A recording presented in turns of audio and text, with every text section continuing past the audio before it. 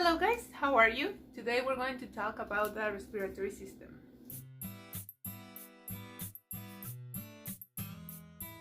If you guys remember, one of the things that our cells need in order to do energy is oxygen. And we get oxygen thanks to the respiratory system. The respiratory system is the one in charge of doing this.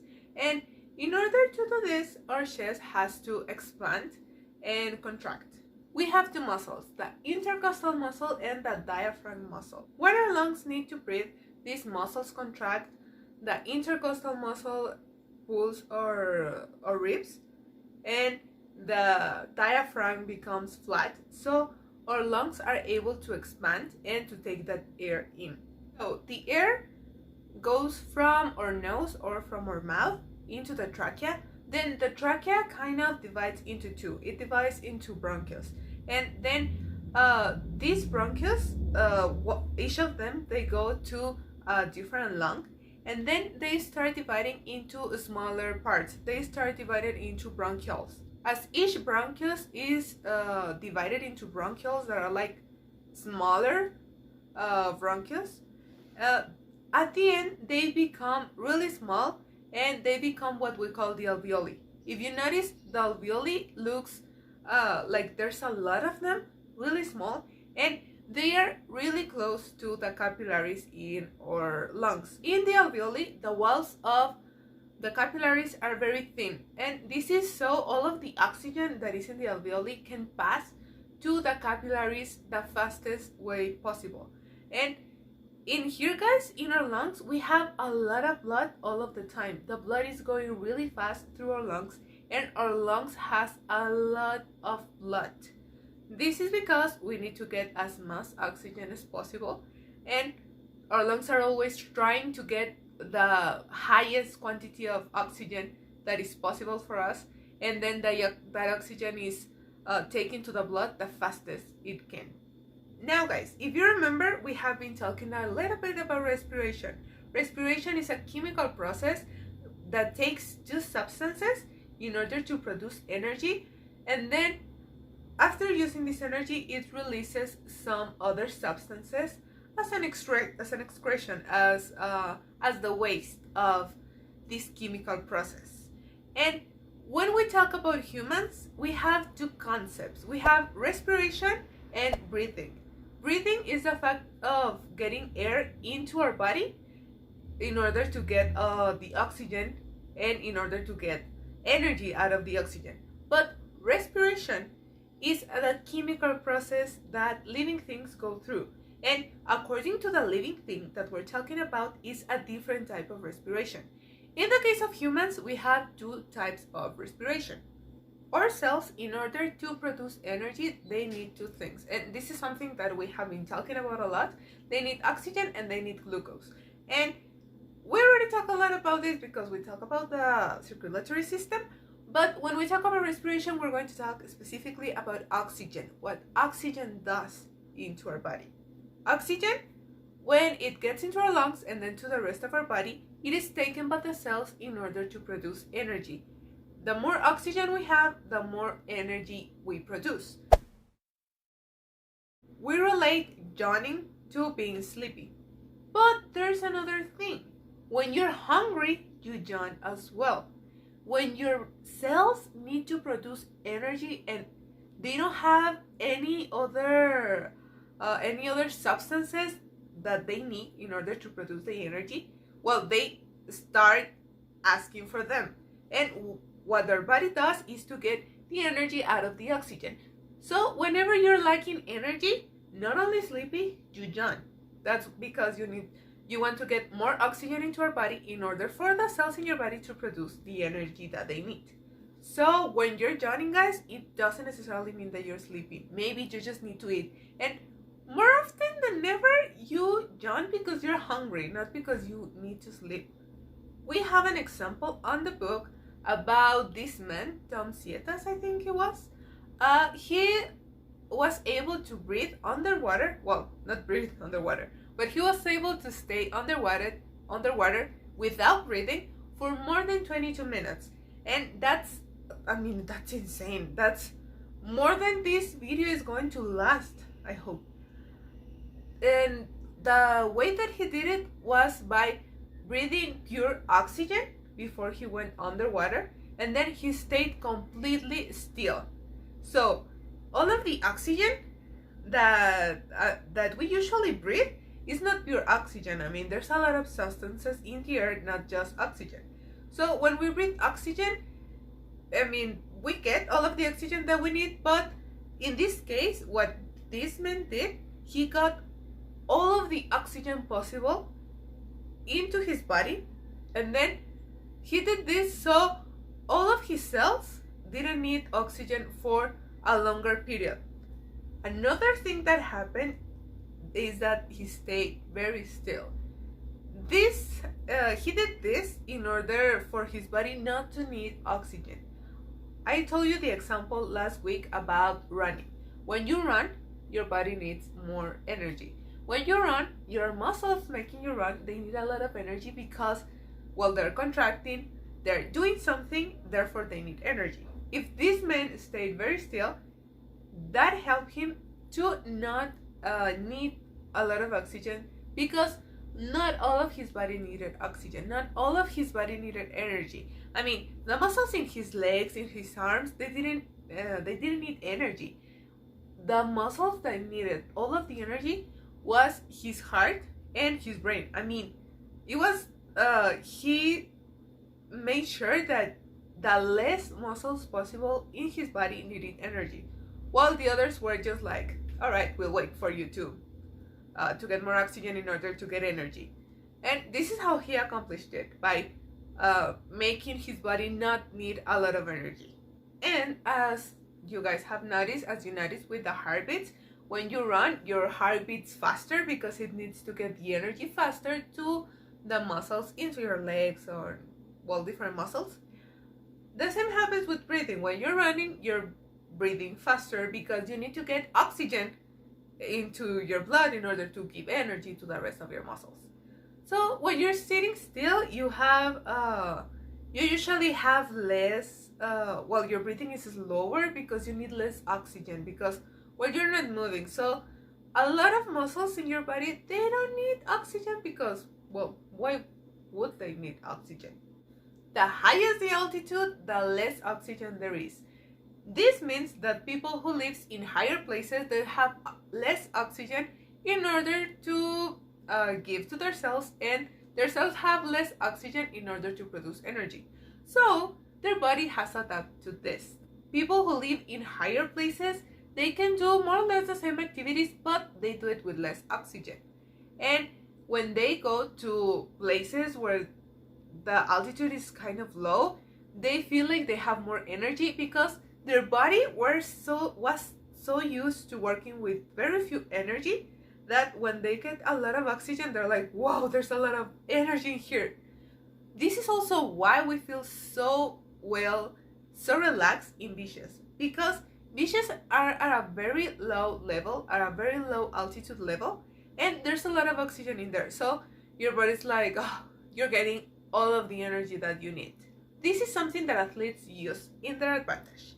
When they are training for a competition, they try to go to the highest places in the world in order to practice. They are practicing in there a lot, and they practice like for months, even years if they're able to do it. They run a lot in there in order to get used to not having a lot of oxygen, but still running the fastest and the longest that they can. So when they go to the actual competition that is going to be definitely in a lower altitude, they can have, well, their body can work with that energy. Their body is going to feel like it has more energy than it usually has, and it's going to work better. But what happens if there's no oxygen available? Our body, it's very smart, and besides, sometimes we're not under the conditions that we would like to be. So if there's no oxygen, your body has a backup plan. Of course, this is not something that your body can do for a long periods of time. This is like while you try to get the oxygen that you need.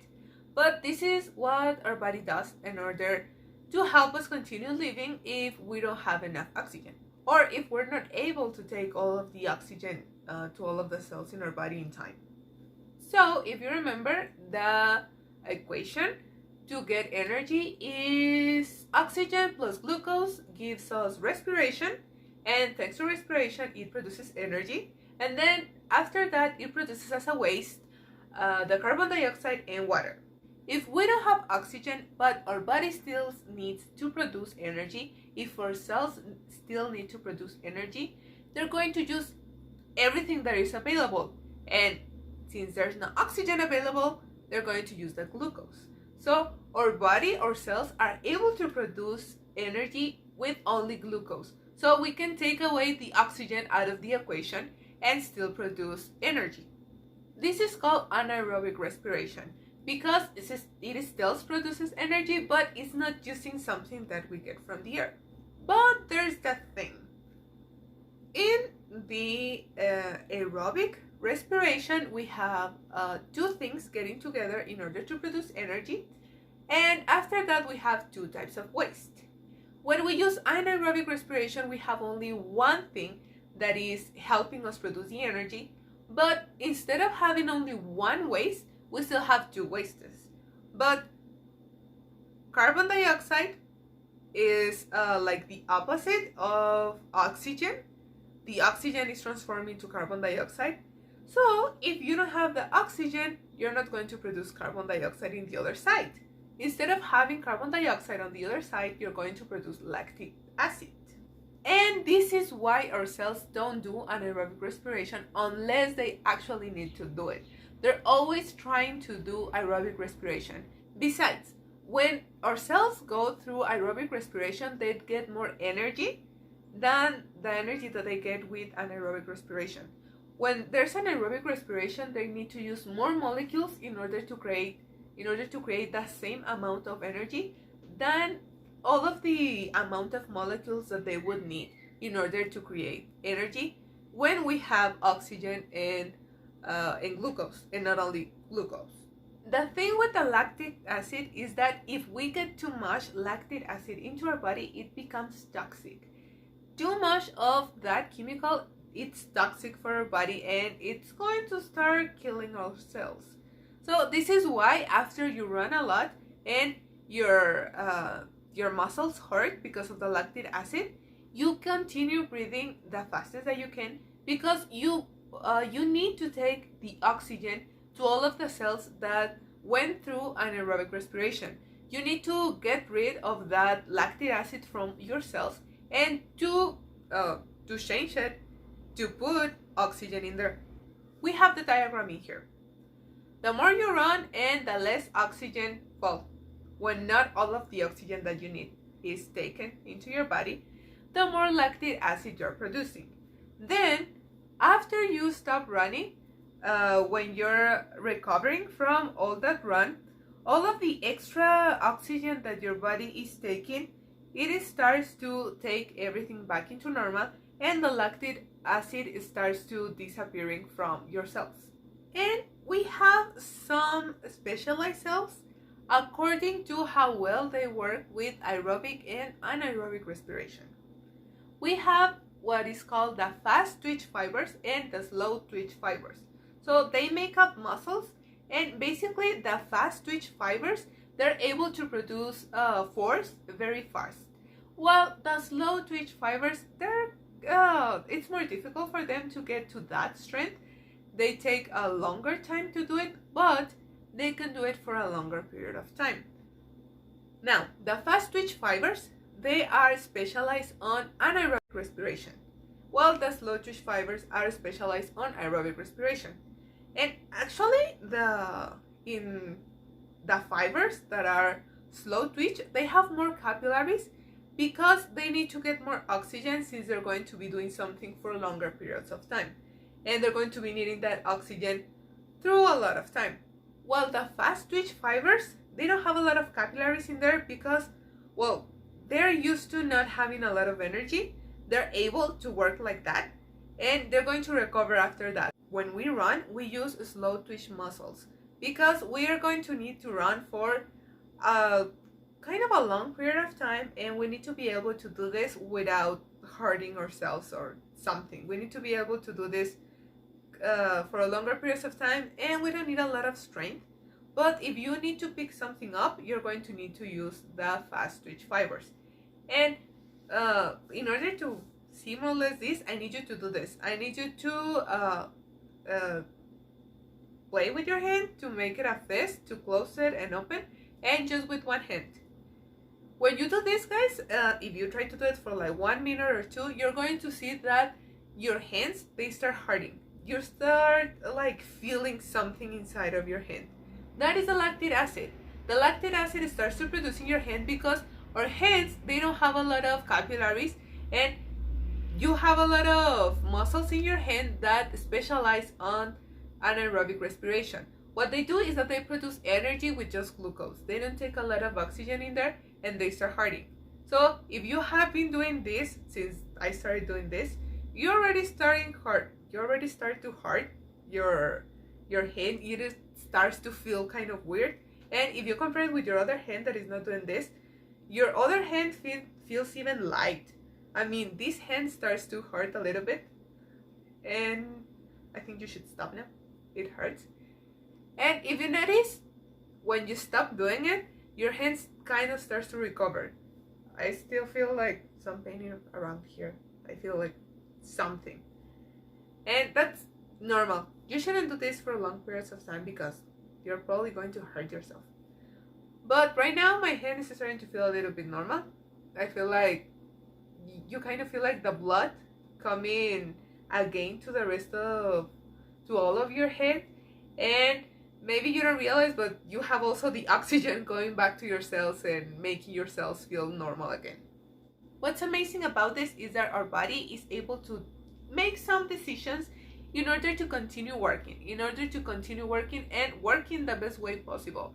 So we have some muscles in our body that, I mean, our hand, we usually don't have to carry a lot of heavy things, and so we don't have to go under a very difficult anaerobic respiration. But when we do need to carry something, we're able to carry things that are kind of heavy, and we're able to do it fast because our hands are able to work with anaerobic respiration and are able to carry things very fast and then put it somewhere else. And guys, if you notice, when you have to carry something very heavy and you have to take a lot of time, you're not going to use just your hand. You're going to try to use all of your arms, because in your arms you have more slow twitch muscles. So you're going to be able to maybe not carry that thing at the beginning very fast as your hands can do it, but you're going to be able to carry it for longer periods of time. And we have fast twitch muscles and slow twitch muscles in all of our body, and we have them like separately, so we can use them both in case that we need to use them both. And you can also work on them. You can also practice. You can work out and make better one of these types of muscles. So for example, people who does marathons, they need a lot of slow twitch muscle because they need to be able to do something for very long periods of time, even though they're not using a lot of strength. And they can work so their percentage of slow twitch muscle is higher than the fast twitch muscle. While people working on races, they need to get places the fastest possible. So they're going to work on their fast twitch muscles. They're going to work on their body in order to have more fast twitch muscles. There's also that theory that each person has a different percentage of slow and fast twitch muscles, and this is why we have different talents, which totally makes sense. So some people are able to stand marathons, some people are able to do something for a really long period of time, and some other people are able to do something really fast, but they cannot stand to do it in a very long period of time. This is because we have different bodies, and our body was born with different specialization. But remember, still you can work out, you can do something about this. If you're good with slow twitch muscles and you want to become someone really fast, someone working with fast twitch muscles, well, you can work on it and you can do something about it. And that's pretty much about the respiratory system. I hope that you guys are doing alright, and I'll see you next time.